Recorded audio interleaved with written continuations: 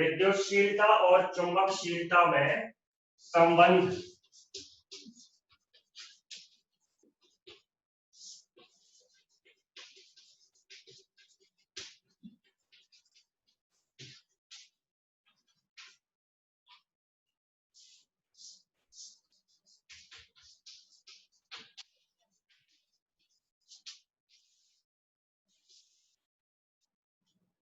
चुंबकशीलता हमने बायो-सेवर्ट के नियम में पढ़ा, म्यू नॉट या म्यू जीरो चुंबकशीलता होती है।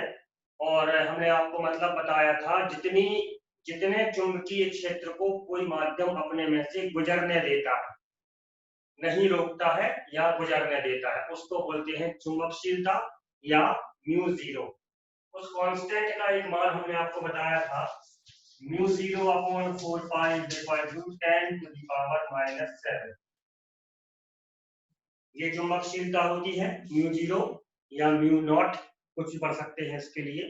जीरो को नॉट पढ़ते हैं इसलिए म्यू नॉट बोल सकते हैं या म्यू जीरो बोल सकते हैं।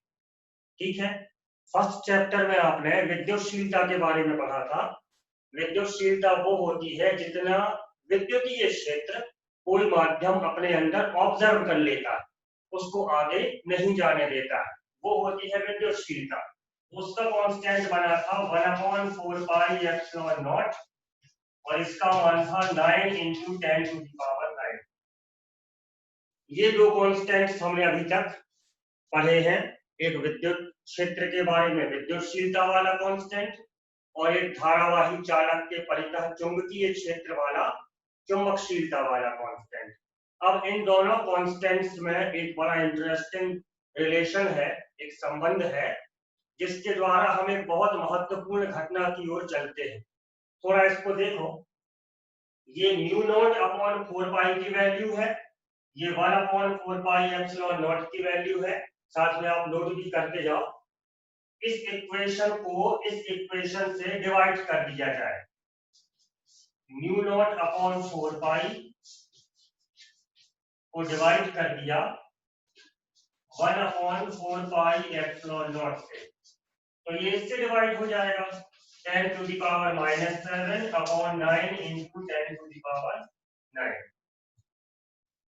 ठीक है, चुंबकशीलता वाले कांस्टेंट की वैल्यू, विद्युतशीलता वाले कांस्टेंट की वैल्यू और समीकरण 1 में समीकरण 2 का भाग देते हैं।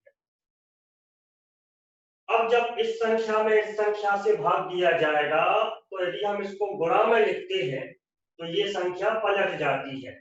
मतलब mu naught upon 4 pi multiplied by ये संख्या पलट जाएगी 4 पाई एप्सिलॉन नॉट। यदि हम भाग को गुणा में कन्वर्ट करते हैं, संख्या पलट जाती है। यहाँ क्या होगा, 10 टू द पावर -7 है, यदि हम इसको यहाँ लिखना चाहें, नीचे लिखना चाहें, तो 10 टू द पावर -7 नीचे जाके 10 टू द पावर +7 बन जाएगा। तो 9 × 10 to the power 9 × 10 to the power 7 ये हो गया। ठीक है,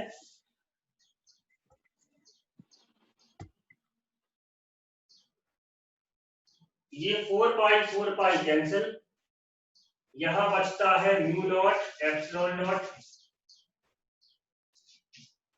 9 × 10 to the power 9 × 10 to the power 7 means 10 to the power 16। ये समझ में आया सबको? इस कांस्टेंट का मान लिखा, इस कांस्टेंट का मान लिखा, इसको इससे डिवाइड किया, बाकी हम ये मैथमेटिकल प्रोसीजर कर रहे हैं, उसमें कुछ नया डबल करनी है। ये संख्या पलट गई, 4 पाई कैंसिल हो गया, ये 10 टू द पावर -7 नीचे आ गया, गुणा में घात जुड़ जाती है इसलिए 10 to the power 16। Mu naught epsilon naught, ये 9 को हम लिख सकते हैं 3 स्क्वायर, 3 का वर्ग 9 होता है, तो इसको हम लिख सकते हैं 3 का वर्ग, और 10 पे 16 की घात है, इसको लिख सकते हैं 10 पे 8 की घात का वर्ग। तो ये 3 का वर्ग है, ये 10 पे 8 की घात का वर्ग है, मतलब ये कुल मिला के 3 × 10 पे 8 की घात का होल स्क्वायर होगा। ठीक है, 9 गुणे 10 पे 16 की घात को हम लिख सकते हैं कुल मिला के 3 गुणे 10 पे 8 की घात का whole square. 3 into 10 to the power 8, ये जो फिगर है ये आप सब जानते हो, ये स्पीड ऑफ लाइट है, प्रकाश की चाल। प्रकाश की चाल हमने आपको पहले कभी बताया है कि 3 लाख किलोमीटर प्रकाश 1 सेकंड में दूरी तय करता है। 3 लाख किलोमीटर, किलोमीटर को मीटर में कन्वर्ट करेंगे तो 3 into 10 to the power 8 metre प्रति सेकंड, स्पीड ऑफ लाइट, प्रकाश की चाल। ठीक है, तो प्रकाश की चाल को नॉर्मली हम चाल को v बोलते हैं, लेकिन प्रकाश की चाल को c से व्यक्त करते हैं। तो ये हो गया म्यू नॉट एप्सिलॉन नॉट, ये जो कि स्पीड ऑफ लाइट है उसको हम c लिख सकते हैं, और ये स्क्वायर है तो ये स्क्वायर, तो 1/c स्क्वायर की वैल्यू मिल जाती है म्यू नॉट एप्सिलॉन नॉट। तो c स्क्वायर की वैल्यू कितनी होगी, इसको यहां ले आओ, इसको यहां कर दो, c square is equal to 1/म्यू नॉट एप्सिलॉन नॉट। ये c स्क्वायर की वैल्यू है, मतलब प्रकाश की चाल यदि हमें ज्ञात करनी है तो प्रकाश की चाल ज्ञात करने के लिए आपके पास चुंबकशीलता का मान होना चाहिए और विद्युतशीलता का मान होना चाहिए, या c is equal to 1/√μ naught epsilon naught. प्रकाश की चाल चुंबकशीलता और विद्युतशीलता दोनों पर निर्भर करती है।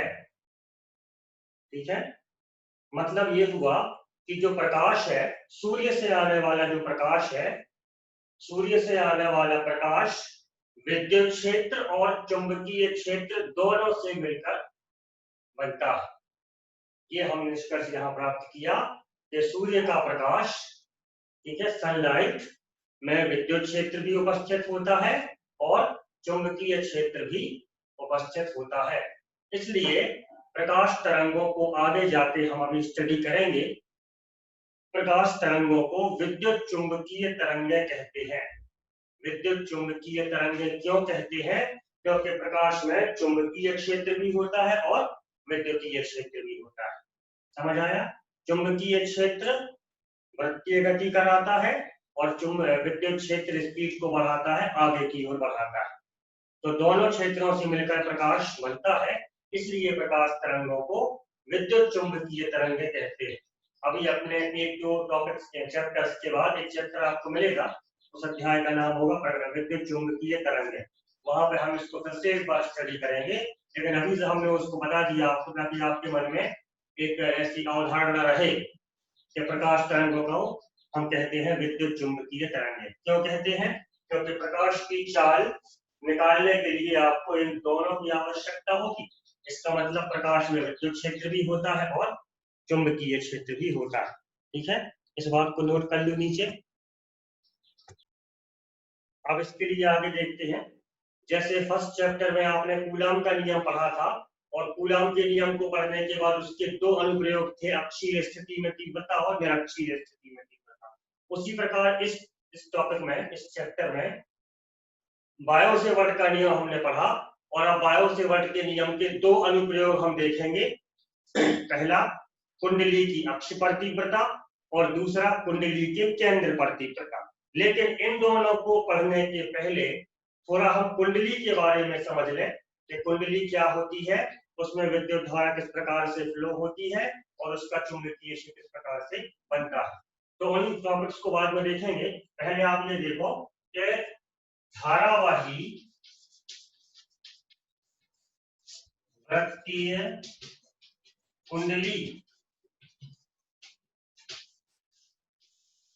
फिर इसके बाद हम उस पर भी आएंगे। कुंडली की अक्ष पर तीव्रता ज्ञात कीजिए और कुंडली के केंद्र पर तीव्रता ज्ञात कीजिए।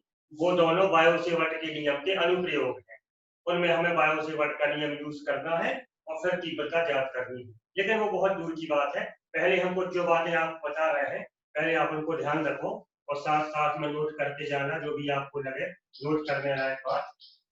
धारावाही वृत्तीय कुंडली, तो एक तार के बारे में हम पढ़ चुके हैं। ये एक धारावाही चालक तार है जिसमें ऊपर की ओर ऐसे करंट फ्लो हो रही, ठीक है। तो जब भी किसी चालक तार में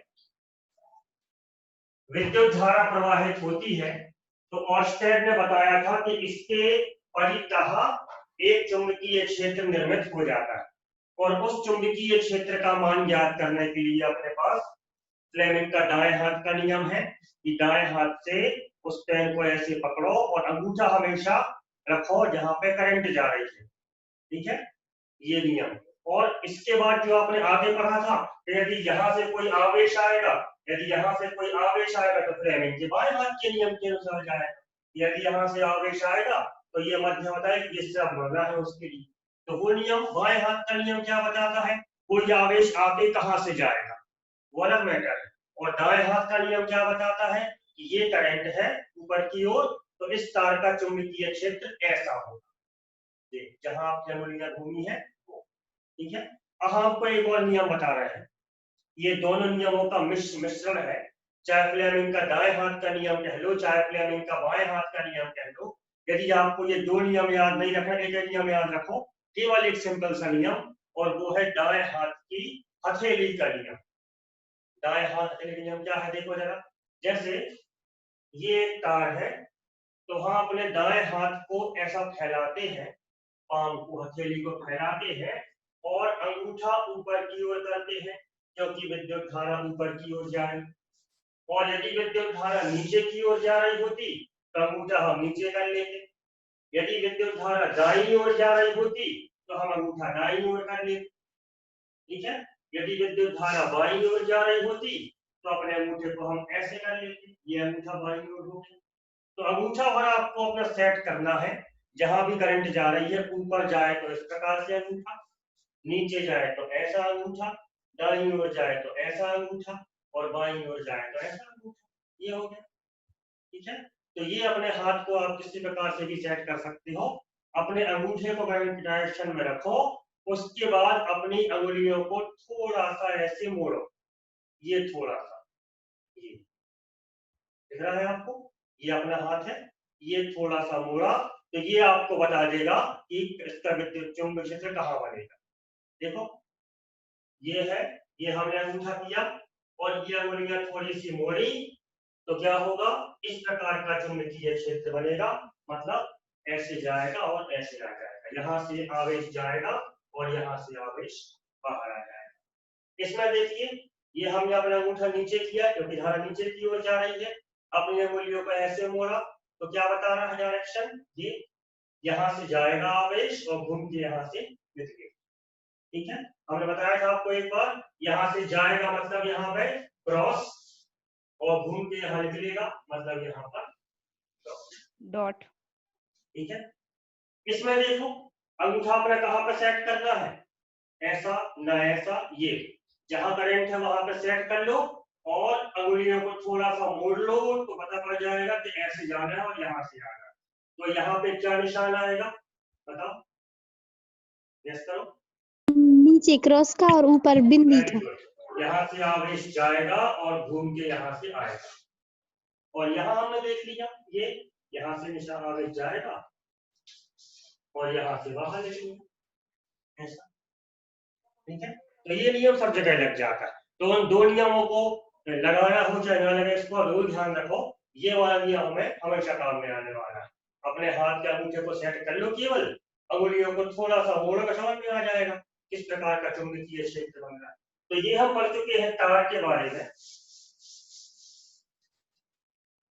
इसके चारों तरफ चुंबकीय क्षेत्र होता है, और ऑर्स्टेड ने कहा था कितना होता है, mu naught upon 4 pi ideal sine theta upon r square, ये बायोसेवर्ट ने बताया था। अब हमने क्या किया, हमने इस तार के इस सिरे को इस सिरे से मिला दिया, मतलब ये अपने पास लंबा तार था, उसको हमने ऐसे गोल किया और इन दोनों को कनेक्ट कर दिया, मतलब ये तार का शेप ऐसा हो गया,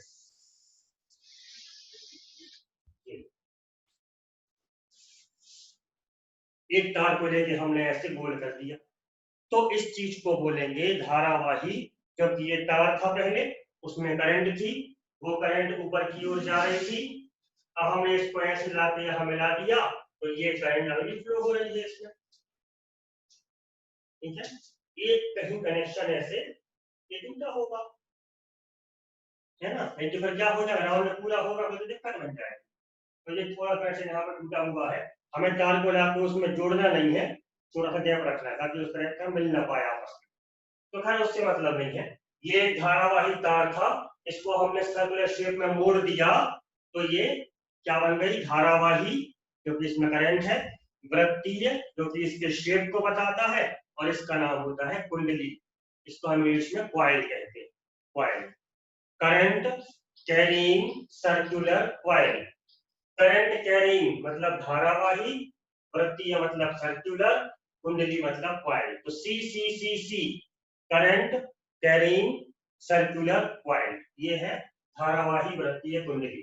ठीक है, हम इस तार को, और लंबा तार होगा तो यहाँ से फिर से एक बार इसको ऐसे राउंड कर दो, फिर से कर दो, फिर से कर दो, ऐसे एक ट्यूब पर एक कई राउंड बना के इसको इतना मोटा बना सकते हैं।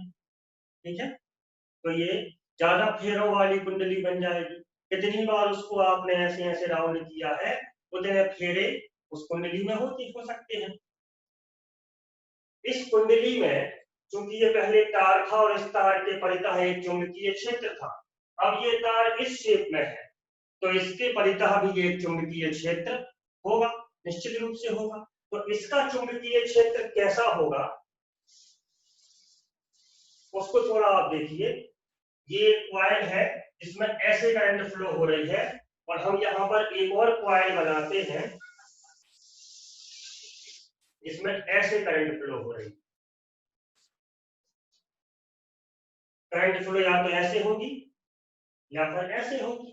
ठीक है, ये करंट हमारे बाएं हाथ की ओर जा रही है, ये लेफ्ट हैंड की ओर ऐसे जा रही है ना, इस तरफ जा रही है, इसको बोलते हैं वामावर्त, मतलब बाएं हाथ की करंट का जाना। वही देखो आप दिशा देखो इसकी, ये करंट अपने दाएं हाथ की ओर जा रही है ऐसे, ये दायां हाथ है तो इसको बोलते हैं दक्षिणावर्त। यदि आप इसको एक घड़ी को समझो कि यहाँ पे लिखा है 12, यहाँ 1, यहाँ 2, यहाँ 3, यहाँ 4, ये 5, 6, 7, 8, 9, 10 ऐसे ये है।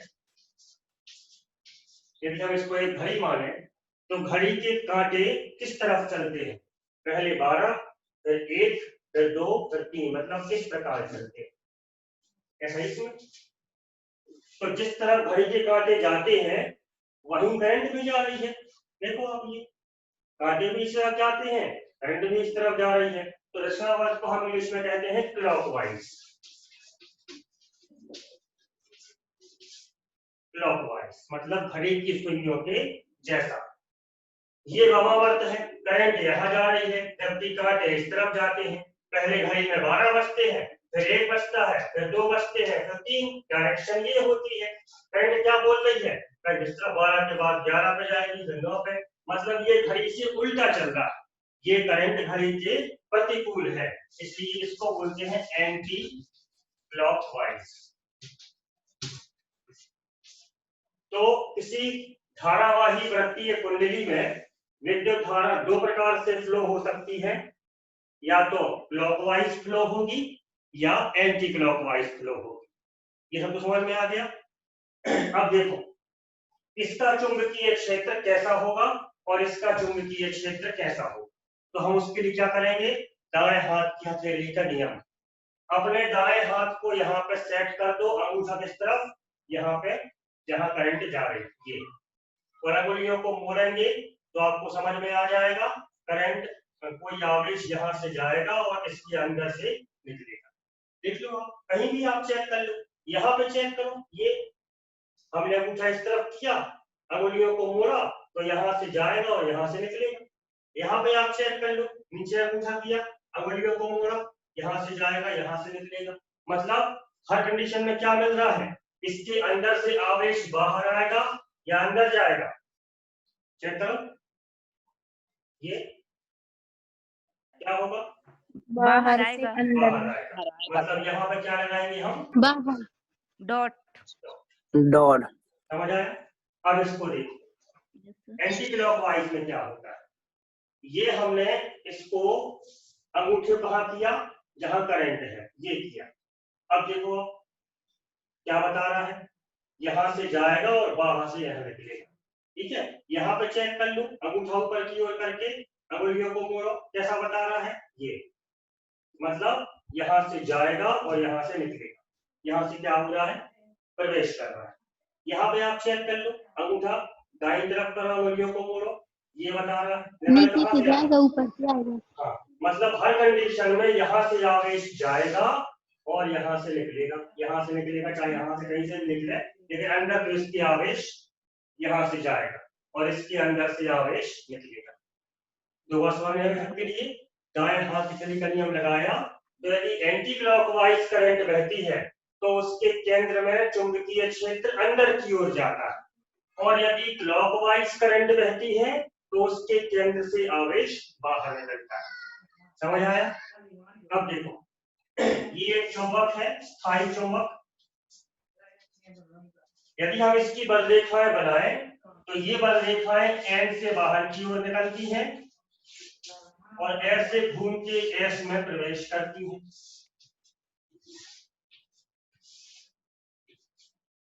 ऐसे होता कि नहीं होता? जिस सिरे से बल रेखाएं बाहर निकल रही हैं उसे आप क्या बोलोगे, एन या एस? एन सिरा। और जिसमें बल रेखाएं प्रवेश कर रही है उसे क्या बोलोगे? एस। Yes sir. जब कोई विद्युत धारा एंटी क्लॉकवाइज प्रवाहित होती है तो यहाँ से बल रेखाएं क्या हो रही है, अंदर आ रही है, बाहर आ रही है? देख के बताओ। अंदर बाहर आ रही सर। ठीक है ना, आपकी ओर आ रही है, बाहर निकल रही है, मतलब ये क्या है, एन या एस? N sir. हम इसको एन ध्रुव मानते हैं। और यहाँ यदि किसी कुंडली में क्लॉकवाइज फ्लो होती है तो उसकी सभी बल रेखाएं अंदर की ओर जाती हैं। जहां बल रेखाएं अंदर की ओर जाती हैं उसको हम सिरा कौन सा मानते हैं? ठीक है, एस सर। हाँ, तो ये किसी भी कुंडली में प्रवाहित होने वाली विद्युत धारा के द्वारा हम डिसाइड कर सकते हैं कि वो एन ध्रुव की भांति व्यवहार कर रही है या एस ध्रुव की भांति व्यवहार कर रही है। इसको हम एक ट्रिक से याद रख सकते हैं। वैसे तो आप लोगों को सबको याद हो गया होगा, इसमें कोई इसमें ऐसी इतनी कठिन बात नहीं है कि आपको याद ना हो। छोटी सी बात आपको याद रखना है कि क्लॉकवाइज है तो एस और एंटी क्लॉकवाइज है तो एन। ठीक है, क्लॉकवाइज में एस ध्रुव की भांति व्यवहार करता है और एंटी क्लॉकवाइज में एन ध्रुव की भांति व्यवहार करता है। फिर भी हम इसको समझने के लिए देखें, एक छोटी ट्रिक बनाए। ये देखो, यहाँ पर डायरेक्शन क्या है, ये इस तरफ दाईं तरफ, और यहाँ पर डायरेक्शन है ये, इसको ऐसा बना दें, ये डायरेक्शन है और ये डायरेक्शन, यहाँ पर डायरेक्शन है ये और यहाँ पर डायरेक्शन है ये, ऐसा ही है ना। इस कुंडली में ये डायरेक्शन और ये डायरेक्शन, यदि हम इसको ऐसे मिला दें तो ये एस बन जाता है, और यदि हम इसको ऐसे मिला दें तो ये एन बन जाता है। देखो बन गया ना। इसलिए इसको हम ट्रिक जैसे याद कर सकते हैं कि जब भी वामावर्त विद्युत धारा प्रवाहित होगी तो वो एन ध्रुव की भांति व्यवहार करेगी, और जब दक्षिणावर्त प्रभावित होगी तो वो एस ध्रुव की भांति व्यवहार करेगी। अब आपके सामने केवल एक कॉइल बनी है, इसमें ये करंट की डायरेक्शन बनी है, इसको हम देखते हैं। यहाँ पे आप एस को कोशिश करेंगे बनाने की। देखो हम कोशिश करें एस बनाने की, यदि हमने ये एस बना भी दिया तो ये डायरेक्शन इस तरफ जा रही है और ये इस तरफ, ये गलत हो गया। देखो नहीं बनता एस, तो क्या बनेगा, देखो ये नीचे की ओर, ये ऊपर की ओर, तो ये इसको मिलाने से एन बनेगा। एस तो यहाँ उल्टा बनेगा यदि आप बनाओगे, है ना, और यहाँ पर एस सीधा बनेगा। तो ये थोड़ी ट्रिक होती है इसको बनाने की। तो इसको आप चित्र को बना लो रजिस्टर में, यहाँ पर लिख लो वामावर्त विद्युत धारा और ये ऐसा डायग्राम बना लो, और यहाँ रजिस्टर लिख लो और इसको बना लो। ये दोनों रजिस्टर बना लो पहले आप, और साथ में सुनते भी जाओ, बनाते भी जाओ। कि जब किसी कुंडली में, लिखना कुछ नहीं है, केवल सुनना है, इसको बनाओ और सुनो। जब किसी कुंडली में विद्युत धारा एंटी क्लॉकवाइज फ्लो होती है, ये तो फ्लेमिंग के दाएं हाथ की हथेली के नियम के अनुसार कुंडली का केंद्र, कुंडली का सेंटर एन ध्रुव की भांति व्यवहार करता है। और जब किसी कुंडली में विद्युत धारा दक्षिणावर्ती फ्लो होती है, क्लॉकवाइज फ्लो होती है, तो फ्लेमिंग के दाएं हाथ की हथेली के नियम के अनुसार कुंडली का केंद्र एस ध्रुव की भांति व्यवहार करता है। तो कुंडली में भी एन और एस होते हैं, जिस प्रकार से स्थायी चुंबक में होते हैं, उसी प्रकार से कुंडली के चुंबकीय क्षेत्र में भी एन और एस होते हैं। ये कुंडली के बारे में कुछ जानकारी थी। इसके बाद हम देखेंगे कुंडली की अक्षफल तीव्रता।